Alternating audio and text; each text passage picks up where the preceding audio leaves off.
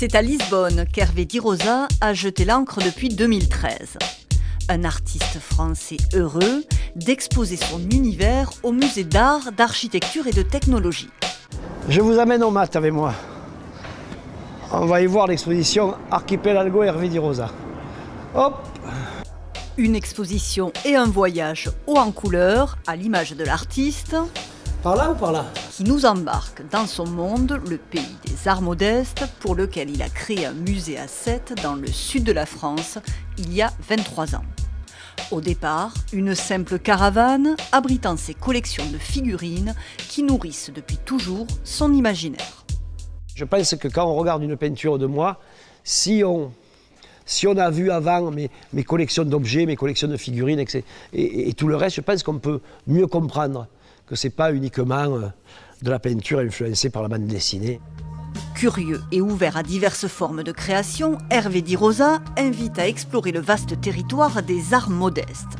Babioles ou bibelots traînant souvent sur les étagères de nos aïeux, peinture du dimanche ou artisanat d'art.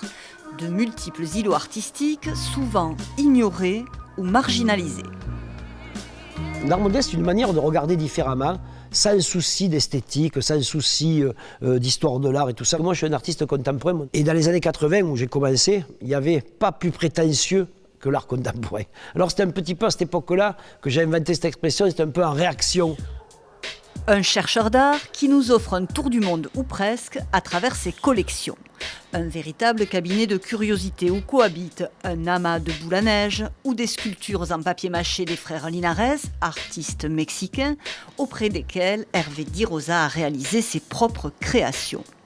Son musée conserve aussi des affiches de films réalisées par des peintres d'enseigne ghanéens et ses incroyables costumes éphémères créés par des performeurs congolais invités à Sète en 2019.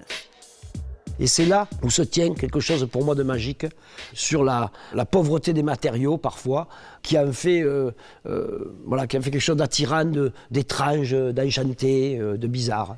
C'est ça l'art modeste aussi. Des choses non seulement qui me touchent, mais qui m'influencent. Parce que tout ce que vous voyez ici, c'est des objets, des créations qui forment ma pensée et qui forment aussi la manière de peindre.